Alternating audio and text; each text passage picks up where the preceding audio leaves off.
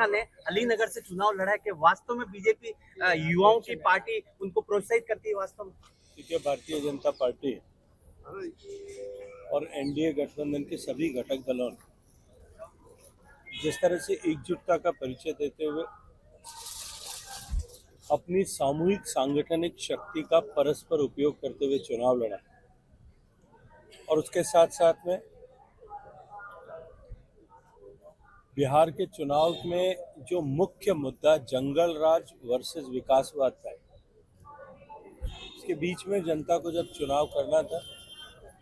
जनता ने प्रचंड बहुमत एनडीए को देकर के इस बात का स्पष्ट संकेत दिया है कि इस देश में अब यदि किसी भी तरह की राजनीति का कोई मुद्दा रहेगा तो वो केवल और केवल विकास आधारित रहेगा। और इसी के साथ साथ में बिहार के चुनाव ने एक बात को बहुत अच्छी तरीके से देश के सामने स्पष्ट कर दिया है कि झूठे नैरेटिव गढ़ करके वोट चोरी जैसे अर्थहीन आधारहीन आक्षेप लगा करके संवैधानिक संस्थाओं के ऊपर अनेक तरह के भ्रमजाल फैलाने का प्रयास करके वोट प्राप्त करने की कोशिश को अब जनता स्वीकार नहीं करेगी। पहली बार आप सबने देखा होगा, सामान्यतः देश में अनेक ऐसे उदाहरण देखने को मिल सकते हैं जब देश की जनता ने परिवर्तन के लिए घर से बाहर निकल करके औसत से अधिक मतदान किया होगा, सत्ताओं को बदलने के लिए, सरकारों को बदलने के लिए। लेकिन इस बार पहली बार देश की जनता ने नकारात्मक राजनीति करने वाले, झूठ की राजनीति करने वाले लोगों को जवाब देने के लिए औसत से कहीं अधिक मतदान करके, लगभग 10% अधिक मतदान करके प्रचंड बहुमत के साथ में एनडीए गठबंधन की सरकार बना करके ये स्पष्ट संदेश दिया कि अब देश में झूठ की राजनीति के लिए कोई स्थान नहीं बचा। जिस तरह से हल्के स्तर पर चुनाव को ले जाने का प्रयास कांग्रेस पार्टी आरजेडी के नेताओं ने किया था, जिस तरह की हल्की टिप्पणियां की गई थी, माननीय प्रधानमंत्री जी की माताजी से लेकर के छठ मैया तक किसी को भी उन्होंने नहीं बख्शा था। बिहार की जनता ने उसका स्पष्ट जवाब उनके मुंह पर एक करारा तमाचा मार करके दिया है। जो सरकार बनाने की बात करते थे वो दहाई के आंकड़े में भी नहीं पहुंच पाए और ये स्पष्ट हो गया है कि अब देश में केवल और केवल विकास की राजनीति और विकास के एजेंडा को ही देश की जनता स्वीकार करने वाली है। सभी उम्र के लोगों को जहां कहीं भी गठबंधन ने मौका दिया, आप स्ट्राइक रेट को देखिए, लगभग 80 से 90% strike rate Bharatiya Janata party की, जेडीयू की, एलजेपी की और जो जीतन राम मांझी जी की पार्टी हम है, उन सब की स्ट्राइक रेट उतनी ही रही है। सारे घटक दल ने एक दूसरे को सपोर्ट करते हुए एक साथ मिलकर के एक सामूहिक शक्ति किस तरह से चुनाव लड़ सकती है, इसका एक नायाब उदाहरण जो है इसके माध्यम से प्रस्तुत किया। सर, दिल्ली हादसे के बाद में जम्मू कश्मीर में भी रात्रि को एक विस्फोट हुआ है, कई लोगों की मौतें हो गई उसमें। देखिए, अभी उसके पूरे पुख्ता जो है समाचार नहीं आए, लेकिन मैं इतना कहूँगा कि दिल्ली हादसे से पहले से जब जानकारी आई थी तब से लेकर के सारी एजेंसियां सतर्कता के साथ में काम कर रही थी। निश्चित रूप से हादसा दुर्भाग्यपूर्ण था, लेकिन हादसे से पहले जिस तरह की रिकवरीज हुई है, 2900 किलो विस्फोटक जो बरामद हुआ है, दिल दहल जाता है कि आज अगर वो अपने मंसूबों में कामयाब हो जाते तो उसका कितना बड़ा नुकसान हो सकता था। लेकिन ये संकल्प सरकार का है कि हमारा आतंकवाद के प्रति जीरो टॉलरेंस है और किसी भी इसके लिए दोषी और ऐसी घटना को अंजाम देने वाले और इस मानसिकता को पनपाने वाले व्यक्ति को, चाहे वो देश में है या देश के बाहर कहीं भी है, हम उसे जो है वो निस्तनाबूद करके छोड़ सकते हैं। देखिए, उपचुनाव जो है वो कई विषयों से जुड़े होते हैं और उपचुनाव को किसी जनरल इलेक्शन के बराबर करके नहीं देखा जा सकता। ये अंता विधानसभा को आज से लेकर के, जब से चुनाव प्रारंभ हुए तब से लेकर के आज तक देखा जाए तो वैसे भी अधिकांश समय में केवल 2 या बार को छोड़ करके अधिकांश समय अंता विधानसभा भारतीय जनता पार्टी के खाते में नहीं आ पाई है। लेकिन जो कुछ भी कारण रहे, जो कुछ भी विषय रहे, निश्चित रूप से ये आत्मावलोकन और इंट्रोस्पेक्शन का विषय, हम सब मिलकर के इस पर विचार करेंगे और इस पर आगे हम किस तरह से भारतीय जनता पार्टी की सरकार की नीतियों का प्रभाव किस तरह से जनता के हृदय तक पहुंचे, इस पर निश्चित ही काम करेंगे। और एनडीए गठबंधन के सभी घटक दलों ने जिस तरह से एकजुटता का परिचय देते हुए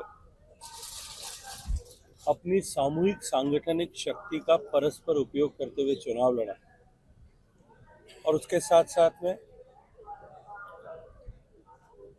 बिहार के चुनाव में जो मुख्य मुद्दा जंगल राज वर्सेस विकासवाद था, उसके बीच में जनता को जब चुनाव करना था, जनता ने प्रचंड बहुमत एनडीए को देकर के इस बात का स्पष्ट संकेत दिया है कि इस देश में अब यदि किसी भी तरह की राजनीति का कोई मुद्दा रहेगा तो वो केवल और केवल विकास आधारित रहेगा। और इसी के साथ साथ में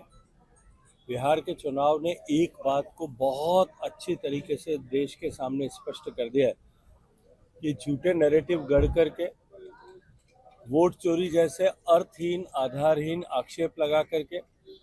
संवैधानिक संस्थाओं के ऊपर अनेक तरह के भ्रमजाल फैलाने का प्रयास करके वोट प्राप्त करने की कोशिश को अब जनता स्वीकार नहीं करेगी। पहली बार आप सबने देखा होगा, सामान्यतया देश में अनेक ऐसे उदाहरण देखने को मिल सकते हैं जब देश की जनता ने परिवर्तन के लिए घर से बाहर निकल करके औसत से अधिक मतदान किया होगा, सत्ताओं को बदलने के लिए, सरकारों को बदलने के लिए। लेकिन इस बार पहली बार देश की जनता ने नकारात्मक राजनीति करने वाले, झूठ की राजनीति करने वाले लोगों को जवाब देने के लिए औसत से कहीं अधिक मतदान करके, लगभग 10% अधिक मतदान करके प्रचंड बहुमत के साथ में एनडीए गठबंधन की सरकार बना करके ये स्पष्ट संदेश दिया कि अब देश में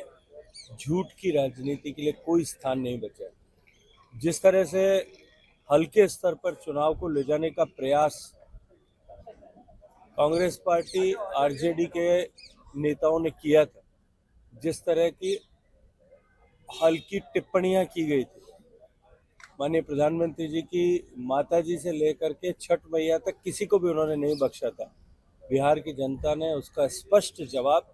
उनके मुंह पर एक करारा तमाचा मार करके दिया। जो सरकार बनाने की बात करते थे वो दहाई के आंकड़े में भी नहीं पहुंच पाए और ये स्पष्ट हो गया है कि अब देश में केवल और केवल विकास की राजनीति और विकास के एजेंडा को ही देश की जनता स्वीकार करने वाली है। सभी उम्र के लोगों को जहां कहीं भी गठबंधन ने मौका दिया, आप स्ट्राइक रेट को देखिए, लगभग 80 से 90% strike rate Bharatiya Janata party की, जेडीयू की, एलजेपी की और जो जीतन राम मांझी जी की पार्टी हम हैं, उन सब की स्ट्राइक रेट उतनी ही रही है। सारे घटक दल ने एक दूसरे को सपोर्ट करते हुए एक साथ मिलकर के एक सामूहिक शक्ति किस तरह से चुनाव लड़ सकती है, इसका एक नायाब उदाहरण जो है इसके माध्यम से प्रस्तुत किया। सर, दिल्ली हादसे के बाद में जम्मू कश्मीर में भी रात्रि को एक विस्फोट हुआ है, कई लोगों की मौतें हो गई उसमें। देखिए, अभी उसके पूरे पुख्ता जो है समाचार नहीं आए, लेकिन मैं इतना कहूँगा कि दिल्ली हादसे से पहले से जब जानकारी आई थी तब से लेकर के सारी एजेंसियां सतर्कता के साथ में काम कर रही थी। निश्चित रूप से हादसा दुर्भाग्यपूर्ण था, लेकिन हादसे से पहले जिस तरह की रिकवरीज हुई है, 2900 किलो विस्फोटक जो बरामद हुआ है, दिल दहल जाता है कि अगर वो अपने मंसूबों में कामयाब हो जाते तो उसका कितना बड़ा नुकसान हो सकता था। लेकिन ये संकल्प सरकार का है कि हमारा आतंकवाद के प्रति ज़ीरो टॉलरेंस है और किसी भी इसके लिए दोषी और ऐसी घटना को अंजाम देने वाले और इस मानसिकता को पनपाने वाले व्यक्ति को, चाहे वो देश में है या देश के बाहर कहीं भी है, हम उसे जो है वो निस्तनाबूद करके छोड़ दें। सर, अंता उपचुनाव में भारतीय जनता पार्टी जीत नहीं पाई, वहाँ दूसरे नंबर पर रही। क्या कारण रहे कि वहाँ भाजपा जो है पीछे पिछड़ गई? देखिए, उपचुनाव जो है वो कई विषयों से जुड़े होते हैं